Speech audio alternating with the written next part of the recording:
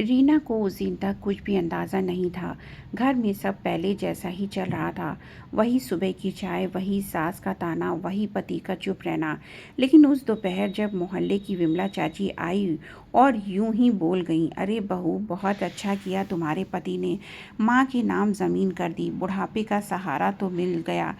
रीना के हाथ से गिलास लगभग छूट गया। वो सीधा रसोई से बाहर आई। सास ड्राइंग रूम में आराम से बैठी थी, चेहरे पर अजीब सा सुकून। रीना ने सीधे पूछा, कौन सी ज़मीन? सास ने बिना उसकी तरफ देखे जवाब दिया, अरे वही जो मेरे बेटे ने खरीदी थी, अब मेरे नाम कर दी, आखिर माँ हूँ उसकी। रीना का गला सूख गया। 3 साल से वो उसी ज़मीन के बारे में सुनती आ रही थी। हम दोनों का भविष्य है, बच्चों के लिए रखेंगे।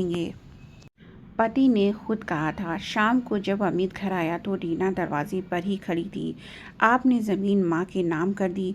अमित ने जूते उतारते हुए धीमे से कहा। हाँ तो इसमें क्या है, माँ है मेरी। रीना की आवाज़ पहली बार ऊंची हुई। माँ है इसलिए मुझे बताना ज़रूरी नहीं समझा? अमित चुप। सास बीच में बोल नहीं पड़ी। बहू, ज़्यादा ऊंची मत बोल। ये घर, ये ज़मीन सब मेरा है। तू कल की आई है, तेरे नाम कुछ करने की क्या जल्दी है? रीना के अंदर कुछ टूट गया। मैंने कब कहा मेरे नाम करो? लेकिन धोखा तो मत दीजिए। शादी के बाद हर फैसला साथ में होता है या नहीं? अमित ने झुंझला कर कहा। तुम हर बात को ड्रामा बना देती हो। रीना ने सीधा उसकी आंखों में देखा। ड्रामा मैंने बनाया है या आपने?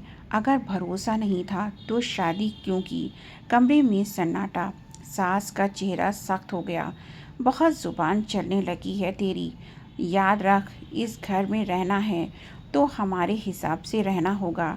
रीना ने पहली बार बिना डरे जवाब दिया, रहूंगी, लेकिन बिना सम्मान के नहीं। अमित ने नज़रें फेर ली। उस रात रीना ने किसी से बात नहीं की, लेकिन उसके दिमाग में एक बात साफ हो चली थी, ये सिर्फ ज़मीन का मामला नहीं है, ये उसके हक और भरोसे का सवाल है। अगली सुबह रीना ने रोज़ की तरह चाय तो बनाई, लेकिन आज उसकी चुप्पी अलग थी। ना ताना का जवाब, ना सफाई, ना बहस। सास को भी अजीब लगा। उन्होंने खुद ही शुरू किया, क्या हुआ, आज बड़ी शांति है? रीना ने सीधा जवाब दिया, शांति तूफान से पहले आती है मम्मी जी। अमित ने अखबार से नज़र उठाई। फिर शुरू मत हो जाना। रीना ने उसकी तरफ देखा। शुरू में नहीं हुई थी, आपने किया था, जब मेरे भरोसे की कीमत एक साइन में लगा दी थी। सास हंस पड़ी। अरे साइन ही तो किया है, कोई चोरी थोड़ी की है। रीना ने पहली बार कागज़ टेबल पर रख दिए। ये बैंक की पासबुक है, ये मेरे गहनों की रसीद और ये मेरी सैलरी का हिसाब। शादी के बाद जो भी बचत हुई उसमें मेरा हिस्सा भी है। अगर ज़मीन माँ के नाम हुई है तो मेरा पैसा वापस कर दीजिए। अमित सन, तुम हिसाब लगा रही हो? रीना की आवाज़ ठंडी थी। आपने भी तो लगा लिया, माँ का नाम आगे, बीवी पीछे। सास भड़क गई। बहू होकर माँ बेटे में दरार डाल रही है। रीना ने सीधा जवाब दिया, दरार मैंने नहीं डाली, मुझे बाहर रख कर फैसला लेना ही दरार है। अमित गुस्से में बोला, तुम चाहती क्या हो? रीना ने साफ शब्दों में कहा, या तो आगे से हर बड़ा फैसला मेरे साथ होगा या फिर मेरा पैसा, मेरी मेहनत अलग होगी। मैं अब बिना हक के इस घर में 1 रुपया नहीं लगाऊंगी। कमरे में फिर सन्नाटा। सास ने तीखा ताना मारा, धमकी दे रही है? रीना ने शांत होकर कहा, नहीं, शर्त रख रही हूँ, शादी बराबरी की थी, गुलाम बनकर नहीं आई थी। अमित पहली बार फिर उलझ गया। माँ की तरफ देखता, फिर रीना की तरफ। उसे समझ आ रहा था कि बात अब सिर्फ ज़मीन की नहीं रही। रीना ने आखिरी बात कही, आज फैसला कर लीजिए, मैं इस घर में रहूंगी, लेकिन सम्मान और बराबरी के साथ, वरना मैं खुद को अलग कर लूँगी, चुपचाप, बिना ड्रामा। सास के चेहरे पर गुस्सा था, अमित के चेहरे पर डर, और रीना के चेहरे पर पहली बार डर नहीं, ठोस इरादा था। तीसरे दिन सुबह ही सास ने चाल चल दी। बिना कुछ बताए उन्होंने अपने मायके वाले भाई और बड़ी ननद को घर बुला लिया। दोपहर तक ड्राइंग रूम में सब बैठे थे, जैसे कोई पंचायत लगनी हो। रीना किचन से बाहर आई तो देखा सबकी नज़रें उसी पर हैं। सास ने सीधा वार किया, लो आ गई हमारी घर तोड़ने वाली बहू। अब सबके सामने बोलो, क्या दिक्कत है तुम्हें? रीना एक पल के लिए चुप रही, फिर सीधी जाकर सामने वाली कुर्सी पर बैठ गई। दिक्कत मुझे नहीं है मम्मी जी, दिक्कत आपको है मेरी बराबरी से। ननद बीच में बोली, भाभी ज़मीन तो भैया की थी, वो माँ के नाम कर देते तो आपको क्यों जलन?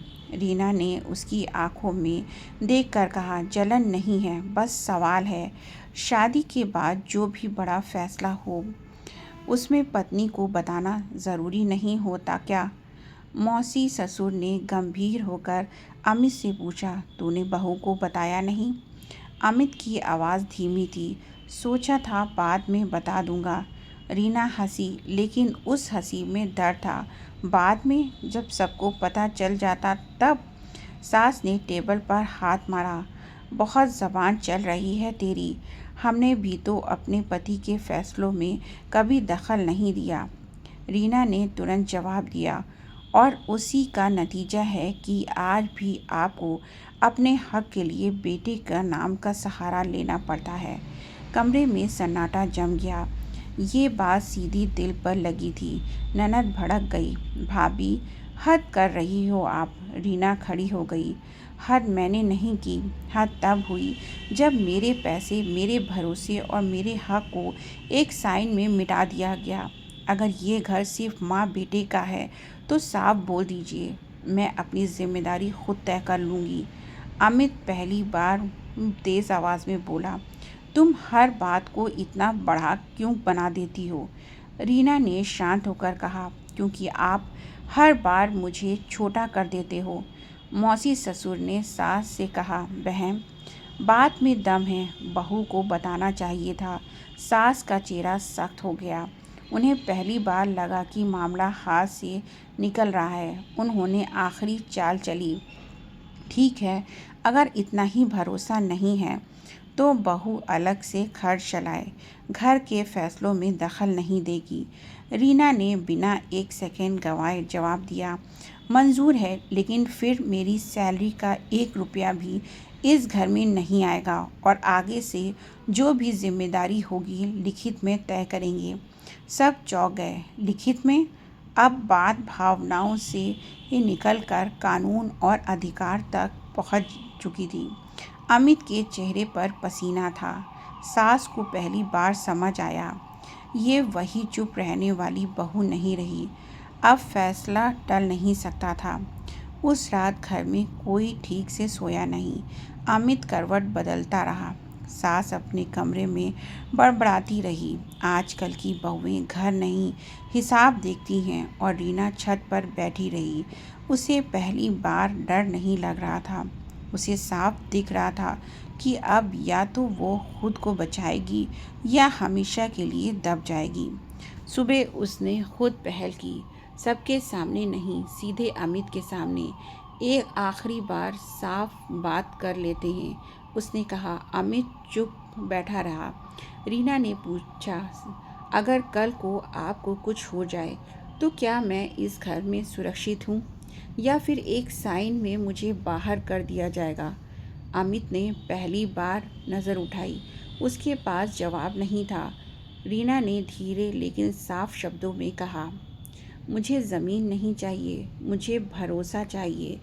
अगर आगे से कोई भी बड़ा फैसला होगा तो हम दोनों मिलकर करेंगे, और जो ज़मीन माँ के नाम की है उसमें कम से कम ये लिखित रहेगा कि मैं इस घर की कानूनी पत्नी हूँ और मेरे रहने का हक कोई नहीं छीनेगा। सास कमरे में आ गई। मतलब अब कागज़ बनवाओगी? रीना ने उनकी तरफ देखा। हाँ मम्मी जी, क्योंकि बोल कर किए वादे आप नहीं तो तोड़े हैं। कुछ पल चुप रही। फिर अमित ने पहली बार माँ से कहा, माँ गलती मेरी थी, मुझे रीना को बताना चाहिए था। आगे से हम दोनों साथ फैसला करेंगे। सास ने तीखे स्वर में कहा। तो अब बीवी की सुनोगे? अमित ने शांत लेकिन ठोस आवाज में जवाब दिया। नहीं, बराबरी की सुनूंगा। ये शब्द सास को सबसे ज़्यादा चुभे, लेकिन इस बार वो कुछ नहीं बोली। 2 दिन बाद वकील के पास जाकर एक कागज़ बनवाया गया। उसमें साफ लिखा गया, रीना इस घर की पत्नी है।